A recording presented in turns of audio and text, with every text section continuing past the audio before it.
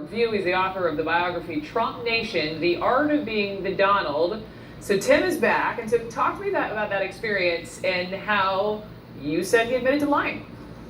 Well, he admitted he had to acknowledge 30 lies. 30 lies. On matters big and small. He acknowledged that he had lied about his ownership stake in a major development on the west side of Manhattan. He acknowledged that he had lied about how big the Trump Organization was. He acknowledged that he had lied about how many debts he had. He acknowledged that he had lied about his wealth. He acknowledged lying about needing to borrow money from his family when he almost went personally bankrupt. He lied about the fees he got for speeches. So big and small lies, it all came out when he routine. And the problem in our deposition was my lawyers were very well prepared, and they had documentation. We had business records, banking records, receipts for payments, etc. So we simply put questions in front of him that he then had to answer that ran contrary to this long history of bloviating in public. The other thing that you have personally dealt with is the tape issue. The tapes. Didn't then Donald Trump say, what did he say to you about being recorded? Well, he would always say, when we'd speak on the phone, we spoke very frequently at one point, multiple times a week. He would say, you don't mind if I record this, do you? And I'd say no.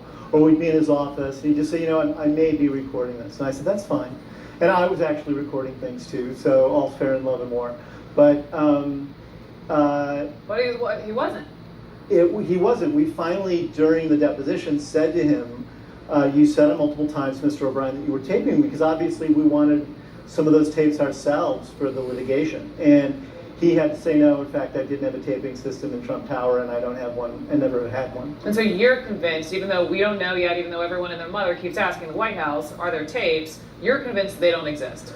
I don't think Jim Comey has to worry that there are tapes. I think the weirder thing about all of this is that the White House continues to make this into some sort of like a reality TV show game. Sean Spicer at the press conference today was asked again, do the tapes exist? And he said, well, as the president told you in the Rose Garden on Friday, we will know in a couple of weeks, dun, dun, dun, dun.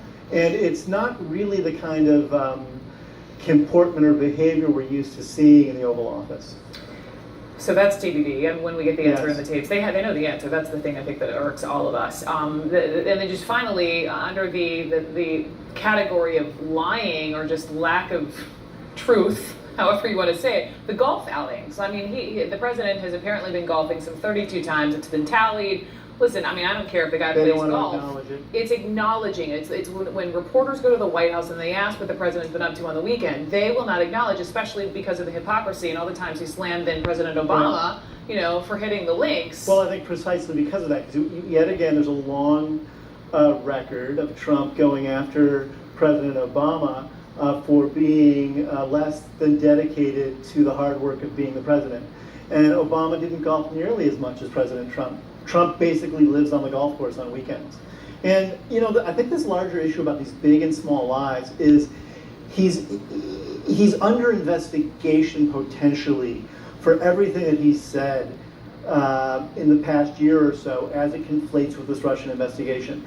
And I think he has to be very careful that he doesn't wind up discovering that he's perjured himself in the course of some of these things, because he doesn't really distinguish between big and little lying, because it's a routine part of how he rolls every day. What is the hyperbole? The art of the deal? What's the word? Oh, he called it truthful hyperbole. Truthful hyperbole. Yes.